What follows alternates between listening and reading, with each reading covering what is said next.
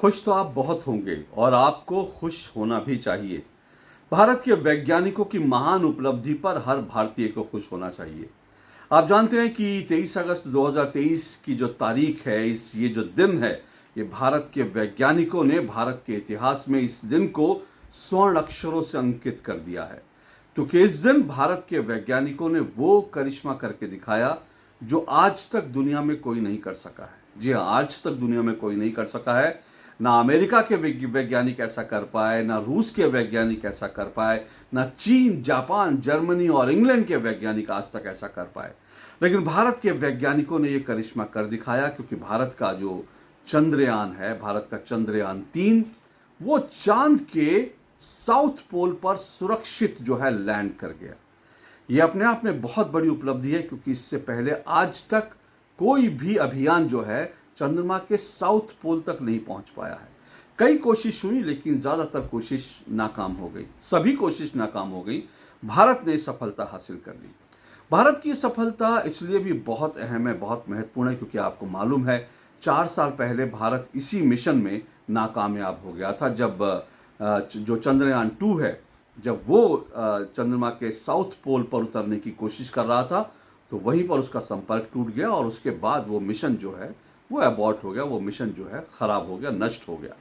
लेकिन इस झटके से निकलकर, इस सदमे से निकलकर, और आपको अच्छी तरह से याद होगा जब भारत को सदमा लगा था, तो प्रधानमंत्री नरेंद्र मोदी किस तरह से भारत में जब वैज्ञानिकों की हौसला अफजाई किस तरह से उन्होंने की थी, किस तरह से वो इसरो प्रमुख को जाकर उन्होंने गले लगाया था, ढांढस बंधाया था, ये सब। और उसके बाद भारत के जो वैज्ञानिक है, उन्होंने एक बार फिर से कमर कसी और ये दिखा दिया कि जो लोग कमर कस लेते हैं, नाकामयाबियों से डरते नहीं, उनको एक दिन जीत मिलती है। और ये जीत मिली, भारत के वैज्ञानिकों को जीत मिली। लेकिन दुर्भाग्य की बात यह है कि भारत के वैज्ञानिकों की ये जो उपलब्धि है, भारत के वैज्ञानिकों ने ये जो कुछ कर दिखाया है, इसका श्रेय लेने की राजनीतिक पार्टियों में होड़ लग गई है। और ये अपने आप में बड़ा शर्मनाक है। सभी लोगों को चाहिए ये था कि वो वैज्ञानिकों की इस उपलब्धि के लिए वैज्ञानिकों की पीठ थपथपाएं और वैज्ञानिकों को शाबाशी दें और कहें कि भारत की एक बड़ी ये कामयाबी है। लेकिन इसके उलट आप देख रहे हैं कि तमाम पार्टियों की तरफ से इस पूरे मसले पर अपना अपना एजेंडा चलाने की कोशिश हो रही है। सबसे दुर्भाग्य और शर्म की बात क्या है? सबसे दुर्भाग्य और शर्म की बात यह है कि कांग्रेस पार्टी ने, यानी देश की सबसे पुरानी पार्टी ने, उसके जो आधिकारिक ट्विटर हैंडल था, उसने जब इस पूरी घटना को लेकर, चंद्रयान की कामयाबी पर लेकर जो उसने ट्वीट किया, उस ट्वीट में इसरो का नाम नहीं था, इसरो के वैज्ञानिकों को बधाई नहीं दी गई थी, बल्कि उस ट्वीट में तस्वीर थी भारत के पहले प्रधानमंत्री जवाहरलाल नेहरू की। और साथ साथ जवाहरलाल नेहरू, उनकी कोशिशों को, और उन्होंने जिस तरह से भारत में ये जो अंतरिक्ष मिशन है, भारत में जो साइंस एंड टेक्नोलॉजी के लिए उन्होंने जो कुछ कदम उठाए थे, उसका जिक्र करते हुए, उसका उल्लेख करते हुए चंद्रयान के कामयाबी के लिए जो है, कामयाबी का सेहरा चाचा नेहरू के सर पर बांध दिया। यह अपने आप में बड़ा शर्मनाक है।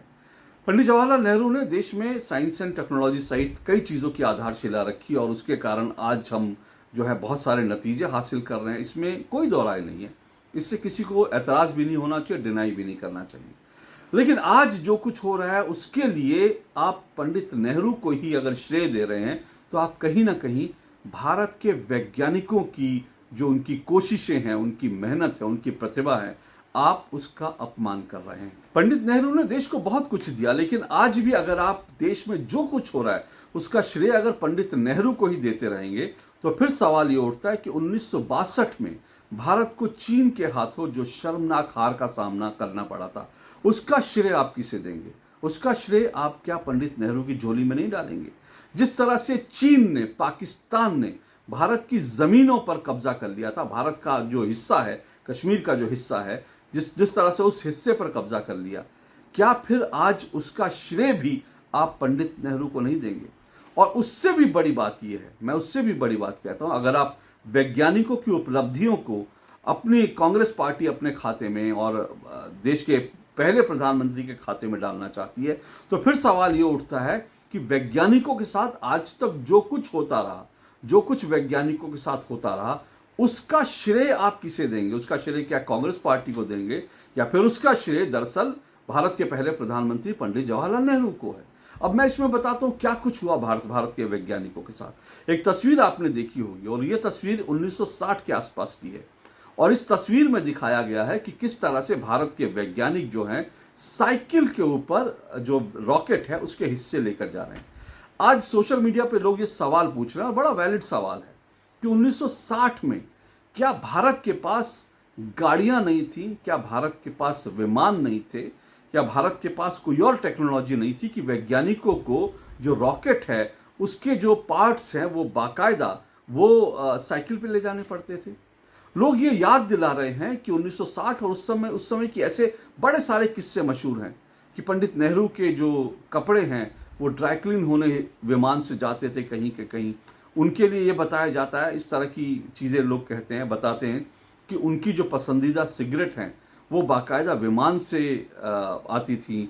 उनकी एक बार कुछ पसंदीदा सिगरेट कहीं रह गई थी तो बाकायदा उसके लिए विमान गया था। इस तरह से कहा जाता है ड्राई क्लीन उनके कपड़े विदेशों से आते थे और हवाई जहाज से आते थे। इस तरह की लोग बात कर रहे हैं और इस तरह की लोग बात कर रहे हैं, उसके पीछे कई सारे आधार भी हैं। आप जाएंगे तो ये आधार भी आप देख पाएंगे।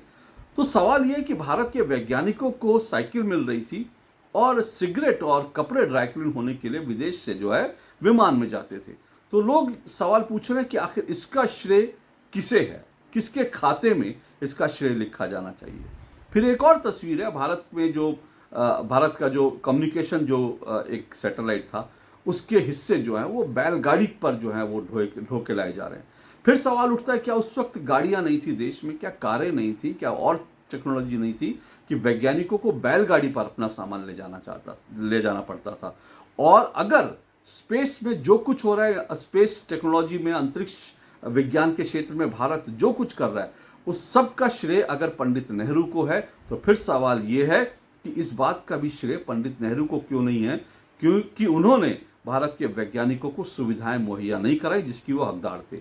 ठीक उसी समय, ये जो तस्वीर है ठीक उस समय की बताई जा रही है जब बाकायदा इंदिरा जी प्रधानमंत्री थी और राजीव गांधी और उनके जो परिवार के लोग हैं वो अपना बर्थडे विशेष रूप से विमान में मनाते थे, यानी हवा में उड़ते हुए विशेष विमान में ये अपना जन्मदिन मनाते थे। तो सवाल ये कि इसका श्रेय किसको जाना चाहिए, ये जन्मदिन जो बनता था।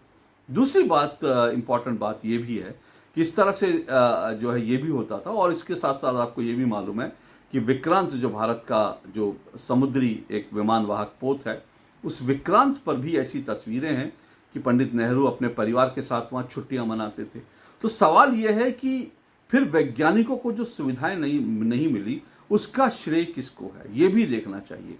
और उससे भी बड़ी बात, एक और बड़ी बात आपको मैं बताऊं, उससे भी बड़ी बात, एक सवाल ये भी उठता है, उससे बड़ा जो सवाल है वो ये भी उठता है कि नंबी नारायणन भारत के जो एक बहुत ही महान और बहुत प्रतिभाशाली साइंटिस्ट हैं, उनके साथ जो कुछ हुआ उसका श्रेय किसको है।